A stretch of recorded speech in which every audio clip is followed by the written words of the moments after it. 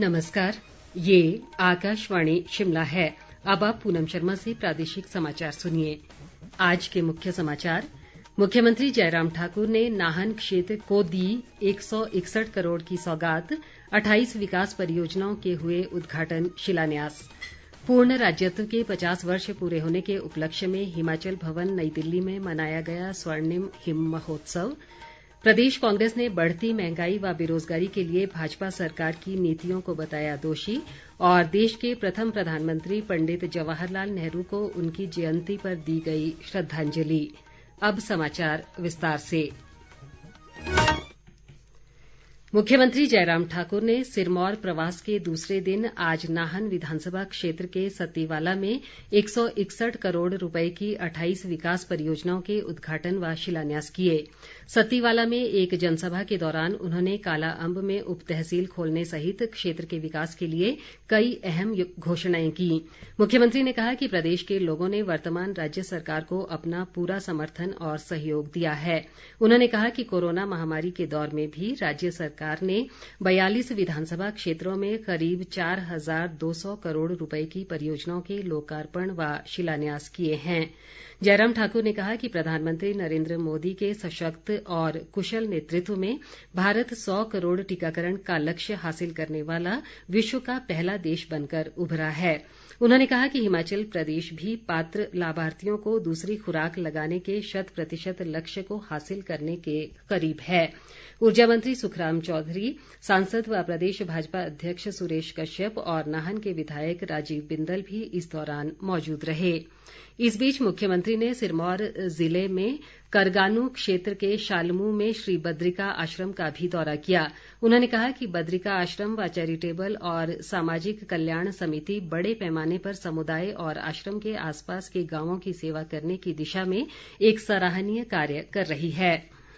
शहरी विकास व सहकारिता मंत्री सुरेश भारद्वाज ने सहकारिता आंदोलन को जन आंदोलन बनाने की जरूरत पर बल दिया है।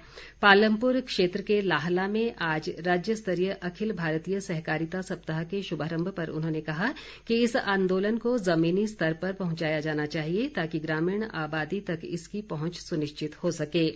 उन्होंने बताया कि प्रदेश में वर्तमान में 4,843 सहकारी सभाएं कार्यशील हैं और ये सभाएं आम लोगों तक वस्तुओं के वितरण में अहम भूमिका निभा रही हैं। उन्होंने कहा कि राज्य सरकार भी सहकारिता क्षेत्र को मजबूती प्रदान करने के लिए हर संभव उपाय कर रही है। भाजपा युवा मोर्चा द्वारा घुमारवीं क्षेत्र में स्वच्छता अभियान चलाया जा रहा है। इसके तहत आज युवा मोर्चा के सदस्यों ने प्राथमिक स्वास्थ्य केंद्र अमरपुर के परिसर में साफ सफाई की। इस अवसर पर खाद्य आपूर्ति मंत्री राजेंद्र गर्ग ने कहा कि प्रधानमंत्री नरेंद्र मोदी की प्रेरणा से लोगों में स्वच्छता के प्रति जागरूकता बढ़ी है। उन्होंने कहा कि हम सभी को लापरवाह हुए बिना अपने आसपास लगातार साफ सफाई रखने की आवश्यकता है। प्रदेश के पूर्ण राज्यत्व के 50 वर्ष पूरे होने के उपलक्ष्य में इन दिनों स्वर्णिम हिमाचल समारोह आयोजित किए जा रहे हैं। इसी कड़ी में आवासीय आयुक्त कार्यालय और हिमाचल सोशल बॉडीज फेडरेशन ने हिमाचल भवन नई दिल्ली में आज स्वर्णिम हिम महोत्सव मनाया। इस दौरान स्वर्णिम हिमाचल चित्रकला प्रतियोगिता भी करवाई गई, जिसमें दिल्ली एनसीआर में रहने वाले हिमाचल प्रदेश के 72 बच्चों ने भाग लिया। समापन अवसर पर विशेष ओलंपिक भारत की अध्यक्ष मल्लिका नड्डा ने विजेताओं को प्रमाण पत्र प्रदान किए। उन्होंने प्रदेशवासियों से राज्य की समृद्ध सांस्कृतिक विरासत को संरक्षित करने का भी आह्वान किया। राज्यपाल राजेंद्र विश्वनाथ आर्लेकर ने कहा है कि बच्चों का सही मार्गदर्शन और उनकी ऊर्जा को सकारात्मक दिशा प्रदान करना हमारा कर्तव्य है। शिमला के गेयटी थिएटर में आज एक कार्यक्रम में उन्होंने कहा कि बच्चों में अच्छी पुस्तकें पढ़ने का शौक पालने की जरूरत है। इस मौके पर राज्यपाल ने नवोदित लेखकों को भी सम्मानित किया। उद्योग मंत्री बिक्रम ठाकुर ने कहा है कि राज्य सरकार ने हर वर्ग के उत्थान के लिए कई कल्याणकारी योजनाएं शुरू की हैं। कांगड़ा जिले के परागपुर में एक कार्यक्रम में उन्होंने पंचायत प्रतिनिधियों और विभागों के अधिकारियों को जन जन तक योजनाएं पहुंचाने के निर्देश दिए। इस दौरान उद्योग मंत्री ने 241 पात्र लाभार्थियों को 78 लाख रुपए की सहायता राशि के चेक भी वितरित किए। किन्नौर जिले में बटसेरी के समीप आज एक कार के दुर्घटनाग्रस्त होने से 3 लोगों की मौके पर ही मृत्यु हो गई जबकि 2 अन्य गंभीर रूप से घायल हुए हैं। ये सभी लोग रोघी गांव से शादी समारोह में भाग लेने के लिए बटसेरी जा रहे थे। घायलों को रामपुर अस्पताल में उपचार के लिए भर्ती किया गया है। प्रदेश कांग्रेस अध्यक्ष कुलदीप राठौर ने बढ़ती महंगाई व बेरोजगारी के लिए भाजपा सरकार की नीतियों को दोषी बताया है। पांवटा साहिब में आज पार्टी के जन जागरण अभियान की शुरुआत के अवसर पर उन्होंने कहा कि कांग्रेस आम लोगों की समस्याओं को समझती है और इन समस्याओं को दूर करने के लिए जन जागरण अभियान की शुरुआत की है। राठौर ने उपचुनाव की तरह आगामी विधानसभा चुनावों में भी लोगों से पार्टी को भरपूर समर्थन देने का आग्रह किया। कांग्रेस महासचिव व विधायक विक्रमादित्य सिंह ने भाजपा सरकार पर रामपुर के अंतर्राष्ट्रीय लवी मेले के महत्व को कम करने का प्रयास करने का आरोप लगाया है। शिमला में पत्रकारों से बातचीत में उन्होंने कहा कि एक ओर अंतर्राष्ट्रीय रेणुका मेले की भारी भरकम तामझाम के साथ शुरुआत की गई है, वहीं कोरोना का डर दिखाकर लवी उत्सव से किनारा किया गया है। उपचुनाव में कांग्रेस को मिली शानदार जीत पर विक्रमादित्य सिंह ने कहा कि ये जीत केंद्रीय नेतृत्व के मार्गदर्शन व पार्टी की एकजुटता का परिणाम है। जुब्बल कोटखाई से कांग्रेस विधायक रोहित ठाकुर ने राज्य सरकार से बागवानों को जल्द खाद उपलब्ध करवाने की मांग की है। एक बयान में उन्होंने कहा कि खाद की आपूर्ति न होने से पूरे प्रदेश सहित सेब बाहुल्य क्षेत्रों में खाद के गोदाम खाली हो गए हैं। रोहित ठाकुर ने कहा कि इन दिनों बागवान सेब के पेड़ों में खाद डालने का काम करते हैं, लेकिन सरकारी डिपुओं में खाद न मिलने से बागवानों की चिंता बढ़ गई है। देश के प्रथम प्रधानमंत्री पंडित जवाहर लाल नेहरू को उनकी जयंती पर आज श्रद्धांजलि अर्पित की गई। ये दिन बाल दिवस के रूप में भी मनाया जाता है।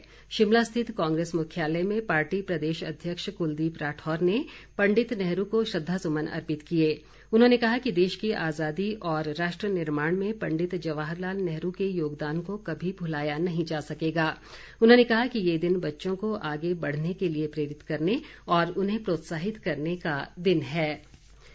राज्य सरकार हिम ऊर्जा के माध्यम से कांगड़ा जिला के अति दुर्गम क्षेत्र बड़ा भंगाल में सभी घरों को सौर ऊर्जा से रोशन कर रही है।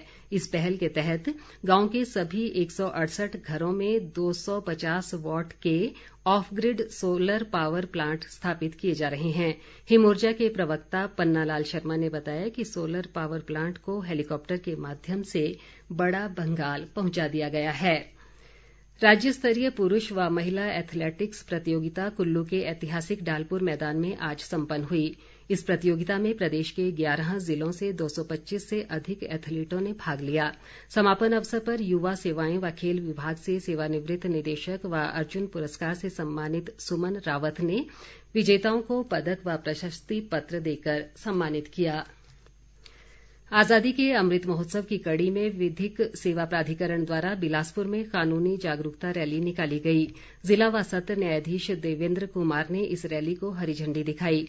उधर कुल्लू और धर्मशाला में भी pan India awareness and outreach कार्यक्रम के समापन पर प्रभात फेरी निकाली गई। इस दौरान लोगों को न्याय के प्रति जागरूकता का संदेश दिया गया। कुल्लू में पंचायत प्रतिनिधियों के लिए आयोजित विधिक जागरूकता प्रशिक्षण शिविर में जिला व सत्र न्यायाधीश पुरेंद्र वैद्य ने नागरिकों का अपने अधिकारों के प्रति जागरूक होने पर बल दिया।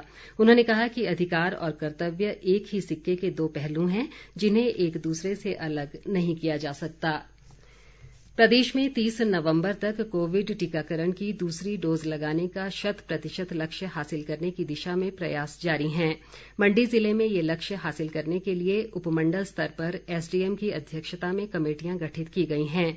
ये कमेटियां जनप्रतिनिधियों के सहयोग से टीकाकरण का लक्ष्य पूरा करने के लिए काम कर रही हैं। टीकाकरण अभियान को गति देने के उद्देश्य से उपायुक्त अरिंदम चौधरी ने आज जंजैहली क्षेत्र के विभिन्न टीकाकरण केंद्रों का निरीक्षण किया। उन्होंने स्वास्थ्य विभाग को जिले में 30 नवंबर तक दूसरी डोज लगाने के लक्ष्य को हासिल करने के लिए मिशन मोड पर कार्य करने के निर्देश दिए। अंत में मुख्य समाचार एक बार फिर। मुख्यमंत्री जयराम ठाकुर ने नाहन क्षेत्र को दी 161 करोड़ की सौगात। 28 विकास परियोजनाओं के हुए उद्घाटन शिलान्यास। पूर्ण राज्यत्व के 50 वर्ष पूरे होने के उपलक्ष्य में हिमाचल भवन नई दिल्ली में मनाया गया स्वर्णिम हिम महोत्सव। प्रदेश कांग्रेस ने बढ़ती महंगाई व बेरोजगारी के लिए भाजपा सरकार की नीतियों को बताया दोषी। और देश के प्रथम प्रधानमंत्री पंडित जवाहर लाल नेहरू को उनकी जयंती पर दी गई श्रद्धांजलि। इसी के साथ ये समाचार बुलेटिन समाप्त हुआ। नमस्कार।